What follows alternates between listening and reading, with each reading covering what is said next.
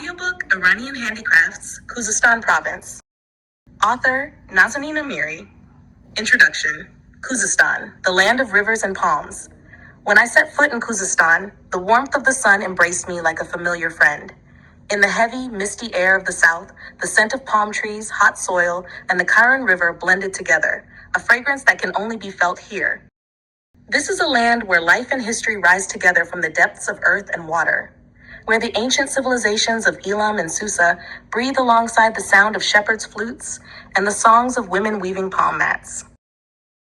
As an Iranian woman and traveler, I saw in Khuzestan something beyond its ancient past, a living spirit of art still flowing through everyday life. In the bazaars of Ahvaz, Arab women shimmered in black dresses embroidered with silver kosduzi. In the palm groves of Shadigan, women wove mats that smelled of sunlight, and in the workshops of Waite, men wove carpets that seemed to hold the heartbeat of the land. In Khuzestan, handicrafts are not merely art, they are stories. Stories of people who have lived for centuries between palms and rivers, who have worked under the burning sun, and who have drawn beauty out of hardship.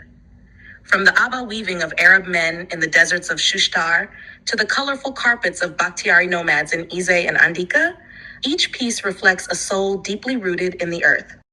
For me, Khuzestan was not just a province.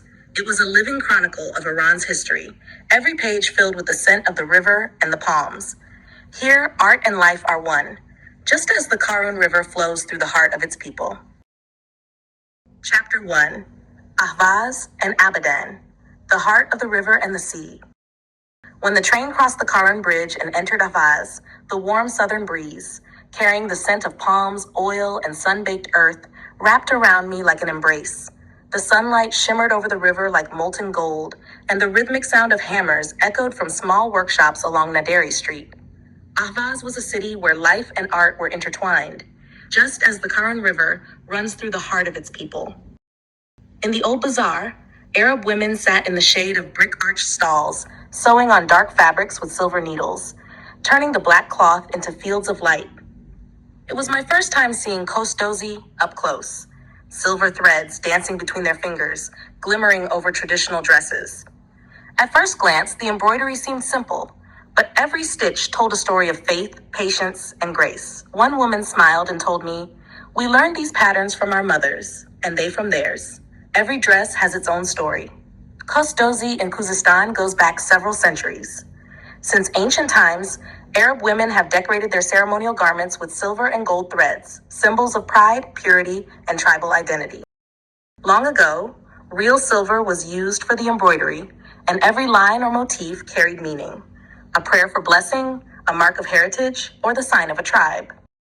In another corner of the market, a man sat before a loom, weaving an abba, a long cloak made from camel or sheep wool. His hands moved with calm rhythm, like a musician playing an ancient tune. Abba bafi, cloak weaving, has been the craft of Arab men for centuries, a garment both light and dignified, well suited to the heat of the south. This art thrived during the Safavid and Qajar eras, when abbas from Khuzestan were traded as far as Basra and Mecca. To weave an abba is not merely manual work, it is to weave memory into the fabric of time. But Khuzestan's art is not just of cloth and thread, it is also of palm and reed. When I arrived in Abadan, the air smelled of sea and oil. In the surrounding palm groves, sun-tanned women sat weaving palm leaves into mats, baskets, and fans, drawing beauty from the desert's simplicity. The rustle of dry leaves in the noon heat was like the slow breath of the earth itself. One woman handed me a woven fan and said softly, "This comes from the heart of the palm, just like us." Mat weaving in Abadan and Shadigan dates back thousands of years. Since the days of Elam, people living along the rivers and palm groves have used the gifts of the trees to build their lives. In the past, mats were not just household items, but part of the region's culture and rituals. Even today, the ceilings of old Abadan houses are made of woven palm, holding within them the warmth and scent of the southern sun. In Abadan's old bazaar, my eyes were caught by silver jewelry, earrings and necklaces shaped with geometric and Arabic designs. Local silversmiths hammered each piece with care and love, shaping patterns that seemed to rise from the spirit of the sea. This craft, brought from Basra and Kuwait, blended with Iranian artistry and took on a new local soul. As the day ended, I stood by the Karen River. The sun slowly sank into the horizon, and my hands still carried the scent of palm leaves and silver thread. I thought to myself, in Khuzestan, art is born of earth, heat, and wind, but it endures because it is life itself, not separate from it. Final chapter, the cities of art in Khuzestan. After Avaz and Abadan, my journey continued through the heart of Khuzestan, a land where every corner echoed with history and every home carried a trace of living art. From the shaded palm groves of Shadigan to the rocky mountains of Ize, from the ringing of coppersmiths' hammers in Shushtar to the colorful Bakhtiari carpets of Andika, I realized that Khuzestan is not only the birthplace of oil, it is the cradle of life, culture, and creativity. Shushtar, the city of water and art. In Shushtar, a city of awe-inspiring ancient hydraulic structures and winding stone alleys, the rhythmic sound of hammer on copper was the song of life itself. In the old bazaar, coppersmiths shaped red sheets of metal into pots, trays, and bowls that gleamed beneath the southern sun. Coppersmithing here dates back centuries, to the Sassanid era when the people of this land first crafted household tools from metal.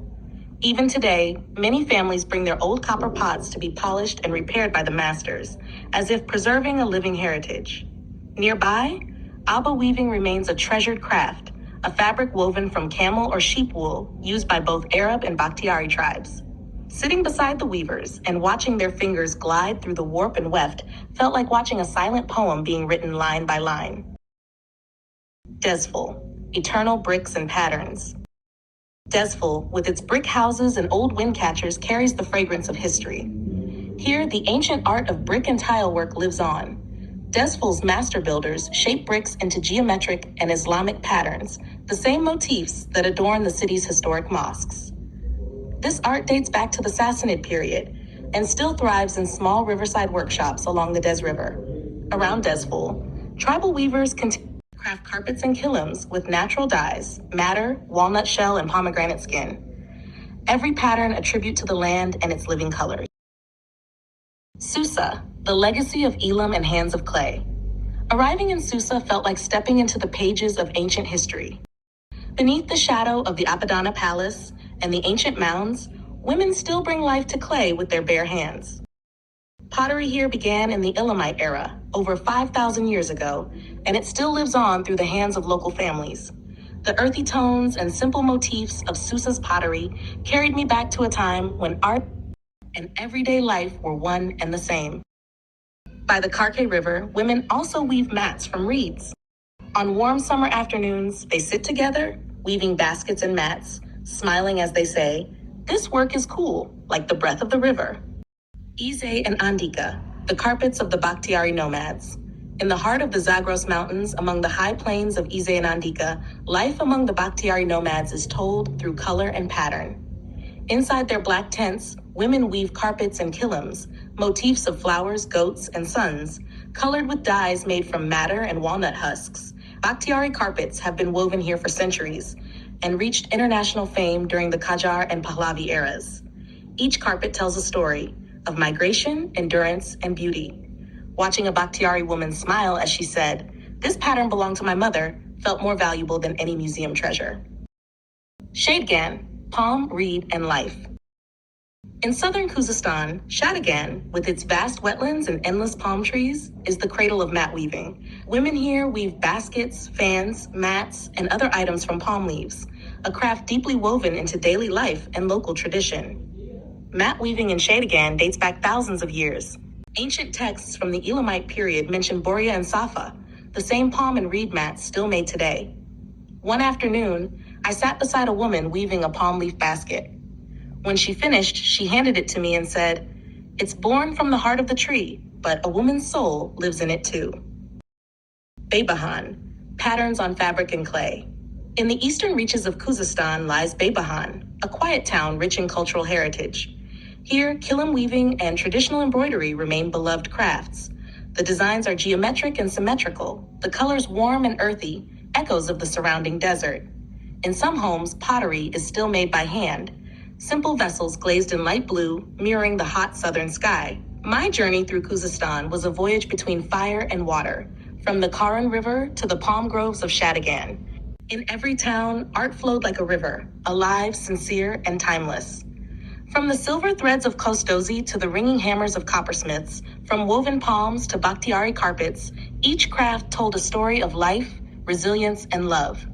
When I finally left Khuzestan, the scent of palms and warm earth lingered in my heart, and I thought to myself, in this land, art is not just made by hands, it is made by love. The love of people who have learned to turn even the burning sun into beauty.